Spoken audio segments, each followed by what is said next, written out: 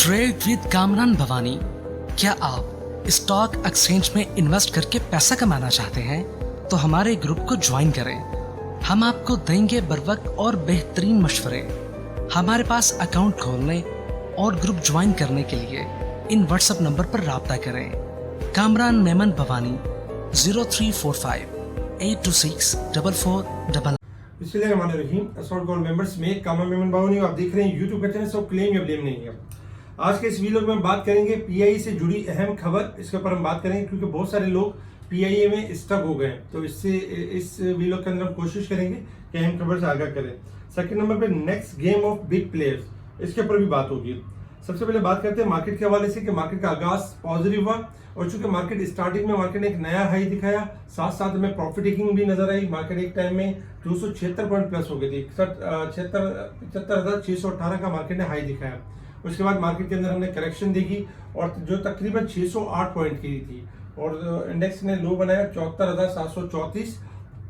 बताया गया था कि 74,700-600 सपोर्ट लेवल है और मार्केट आपकी रिबाउंड कर जाएगी। अल्हम्दुलिल्लाह रिबाउंड कर गई और 75,084 के करीब पॉजिटिव नेगेटिव क्लोज रही 258 पॉइंट माइनस के साथ। इसके साथ ही वॉल्यूम्स में आज बहुत ज्यादा कमी थी, 375 मिलियन के वॉल्यूम्स हुए जो फ्राइडे के वॉल्यूम से काफी कम थे। फ्राइडे वाले दिन 496 मिलियन के वॉल्यूम्स थे, यानी वॉल्यूम्स में भी कमी थी। कुछ खबरें कुछ इस तरह की थी कि ईरानी सदर ईरानी सदर के साथ जो है वो इंसिडेंट पेश आया और हादसे में जहां बाग हो गए। एक ये थोड़ा सा नेगेटिव न्यूज थी। इसके साथ ही हमारी मार्केट ओवरबोट साइड पे परफॉर्म कर रही थी, काफी दिनों से देखा जाए तो मुसलसल हायर साइड पे जा रही थी। तो ये सारी चीजें थी जो करेक्शन की वजूहात बनी और हमने देखा कि मार्केट के अंदर आज करेक्शन रही।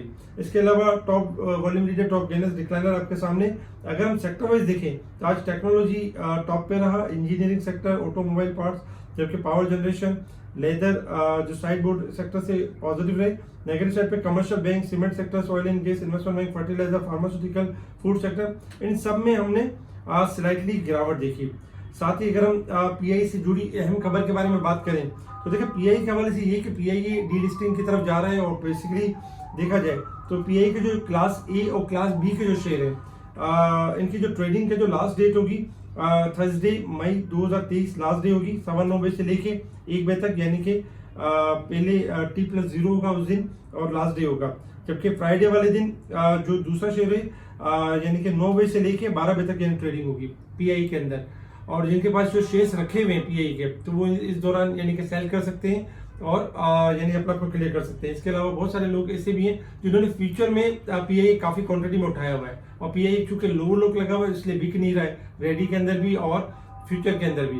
तो इस वजह से थोड़ा सा प्रेशर नजर आ रहा है पीआई के अंदर। लेकिन याद रखें कि 23 तारीख को जो ये यानी कि ट्रेडिंग जो जीरो हो रही है ये फिर 3 जून को दोबारा रिज्यूम हो जाएगी ट्रेडिंग, क्योंकि फ्यूचर का लेटर आ चुका है, रेगुलर का भी लेटर नहीं आया। लेकिन जिनके पास शेयर रखे हुए हैं तो घबराए नहीं, 3 जून को दोबारा ट्रेडिंग स्टार्ट हो जाएगी नए नाम के साथ और उसमें आप फिर ट्रेडिंग कर सकेंगे। जिनके पास अगर फ्यूचर की होल्डिंग रह जाती है, फॉर सपोज वो बेच नहीं पाते, तो ये होगा कि उनकी डिलीवरी बन जाएगी और कुछ टाइम के लिए डेबिट होगा उनके अकाउंट के ऊपर। फिर बाद में जैसे 3 जून को ट्रेडिंग रिज्यूम होगी तो फिर दोबारा वो अपने आप को फ्यूचर में या तो कन्वर्ट कर सकते हैं या यानी कि इसको मूव कर सकते हैं। इसके साथ ही रेगुलर मार्केट का भी जो लेटर है एससीसीपी की तरफ से जो नोटिस है वो भी आ जाएगा इंशाल्लाह। एक्सपेक्टेड है कि जब ये आ गया तो वो भी एक्सपेक्टेड आ जाएगा। पीआई की जो सपोर्ट बनती है वो 18.5 और 19.5 के पास बनती है। पीआई चूंकि बहुत ज्यादा नीचे से चला था और 32 तक चला गया था। हमारे पिछले वीडियो के अंदर बार बार ये बताया जाता था कि पीआई एक्सट्रीमली ओवरबोट है। ठीक है, प्राइवेटाइजेशन की न्यूज इसके साथ लगी हुई है, लेकिन एक्सट्रीम ओवरबोट पर बाई करना भी हाईली रिस्की है। इसी वजह से हम पीआई को ज्यादातर रिकमेंड नहीं करते थे और ज्यादातर हमारी चीजों में ये होता था कि सेल ऑन स्ट्रेंथ के ऊपर है, ओवरबोट साइड पर है। इस वक्त जो इसकी सपोर्ट आ रही है वो 19.5 रुपए आ रही है। जिसके पास पीआई पड़े हुए तो वो घबराए नहीं, या तो होल्ड कर ले, वापस रिबाउंड हो जाएगा। जब दोबारा प्राइवेटाइजेशन की जो मामला होंगे, जो डीलिस्टिंग का अमल होगा, इसके बाद दोबारा आपको मौका मिल जाएगा। घबराने वाली बात है, बस ये फर्क इतना है कि संभालने वाली बात है, रखने वाली बात है। जो रख लेगा वो लॉस को काबू पा लेगा, जो डरता रहेगा वो लॉस अपने हाथ से करके एक वन साइड एक लॉस लेके बैठ जाएगा, फिर दोबारा किसी और चीज में लॉस की रिकवरी करता रहेगा। इसके साथ ही अगर हम देखें तो कल हमने कुछ स्टॉक दिए थे जिसमें आईएसएल था, आईएनआईएल था, टॉप परफॉर्म करते रहे। दीवान फारूक मोटा था, कैप की तरफ गया, जबकि मैपल लीफ, सरले, इनमें थोड़ी सी गिरावट भी हुई। इसके अलावा और भी स्टॉक्स है। फौजी फूड देखा जाए तो फौजी food limited posted 103 million profit in last 3 month. ये पॉजिटिव न्यूज़ थी फौजी फूड के लिए।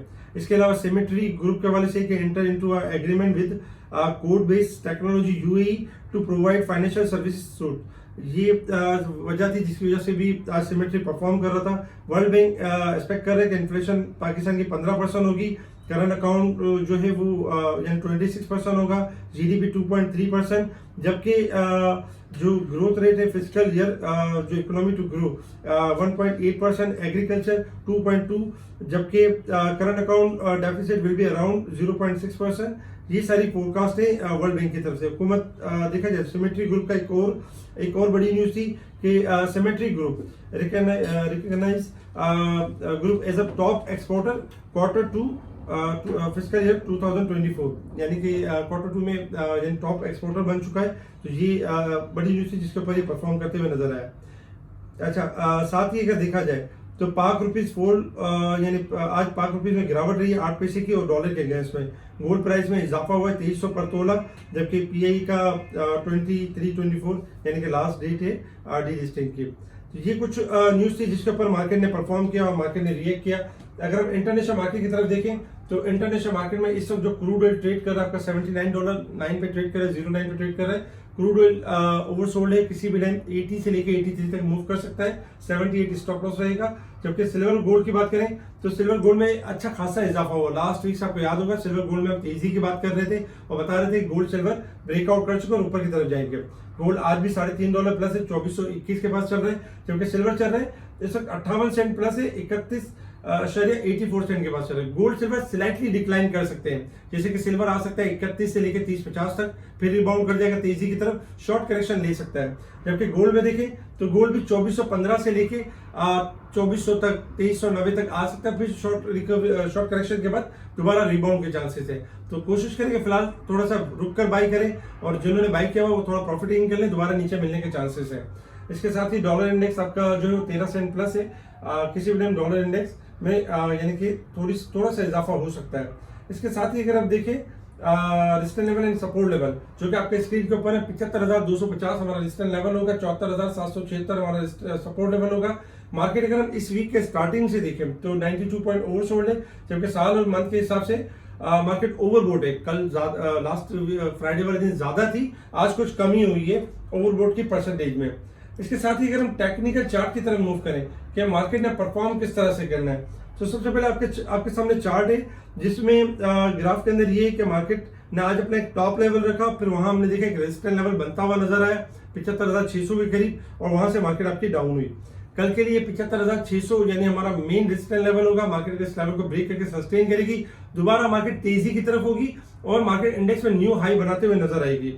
आज अगर हम देखें तो जब मार्केट ने 75,600 का हाई मारा था तो उसके बाद फौरन ही करेक्शन आई और 74,700 पर जो कि सपोर्ट थी मार्केट की, इसलिए मार्केट वहां से रिबाउंड कर गई। इस वक्त मार्केट आपकी 75,400 से लेके 74,700 की रेंज में मार्केट परफॉर्म करेगी। इस वक्त 75,085 पे क्लोज रही है, लेकिन मार्केट आपकी जो रेंज बाउंड है 75,400 से लेकर 74,700 के दरमियान एक्सपेक्टेड है कि मार्केट कल भी रिकवरी करते हुए नजर आएगी। 650 पॉइंट माइनस थी, उसमें से 250 पॉइंट माइनस तकरीबन रह गए थे, तो ऑलमोस्ट मार्केट ने अच्छी खासी रिकवरी दी। इंशाल्लाह एक्सपेक्टेड है कि रिकवरी कल भी कंटिन्यू रहेगी, लेकिन तेजी स्टार्ट होगी 75,400 सस्टेन करने के बाद। अच्छा, मार्केट में जो सपोर्ट लेवल है 74,900, 74,400 और जबकि 73,700 ये मार्केट के सपोर्ट लेवल है। इसके साथ ही अगर हम यानी कि next game of big player की बात करें तो देखिए नेक्स्ट गेम जो होगी मार्केट के अंदर FFBL में हो सकती है, आपके जो टॉप स्टॉक्स हैं इनके अंदर यानी कि नेक्स्ट गेम हो सकती है, जिसमें FFBL है, गेटम है, ट्रीट है, NRSL, LPL, लालपीर, निशात पावर, जबकि PSO, नेटसोल, ISL, मुगल। लेकिन ISL और मुगल वगैरह में आपने हाई साइड पे नफा बुक करना है। अच्छा, कुछ स्टॉक्स हैं जो ओवरबोट साइड पे परफॉर्म कर रहे हैं, तो इनमें आपने एहतियात बरतनी है, यानी थोड़ा बढ़े तो आपने सेल करना है। जो मेन रेजिस्टेंस लेवल है अगर वो ब्रेक कर जाएंगे तो फिर नई तेजी करेंगे, अदरवाइज प्रॉफिट है, जिसमें ग्लैक्सो है, गेल है, GHNI है, इंटरनेशनल इंडस्ट्री है, पाकिस्तान ऑयल फील्ड है, हाईटेक लुब्रिकेंट है, जिसके रेजिस्टेंस लेवल भी सामने लिख दिए गए हैं, तो इनसे एहतियात करें। इसके अलावा स्पेशल ग्रुप में टाइम बाय टाइम चीजों को हाईलाइट किया जा रहा होता है, बताया जा रहा होता है कौन से स्टॉक बढ़ने वाले, किन स्टॉक में तेजी करनी चाहिए, कब इंडेक्स ने मूव करना है, कब इंडेक्स ने गिरना है। इन सब चीजों के यानी कि अवेयरनेस के लिए आप कांटेक्ट कर सकते हैं मेरी टीम को, मेरी टीम आपको स्पेशल ग्रुप में ऐड करेगी। कल के दिन भी यानी कि आज जब दो हफ्ते से हम देख रहे हैं कि स्टील सेक्टर आपका बेहतरीन चला है। इंशाल्लाह आने वाले जो अभी जो कंटिन्यू जो वीक है इसी में आप सीमेंट सेक्टर भी अच्छा मूव करेगा अपसाइड की तरफ। इसके अलावा oil and gas sectors, refinery sector, ये भी आगे चल के बेहतरीन मूव करेंगे। तो इसलिए बाय ऑन डिप की स्ट्रेटेजी के ऊपर है, स्टॉप लॉस के साथ ट्रेडिंग करें, प्रॉफिट टेकिंग करते रहें, ताकि इस तरह के अगर डिप्स हों तो आप अपना प्रॉफिट बुक कर चुके हो तो दोबारा डिप पर रीबाई करने का एक मौका मिलेगा। ठीक है जी, शुक्रिया। कानून मेमन बावनी, अल्लाह हाफिज।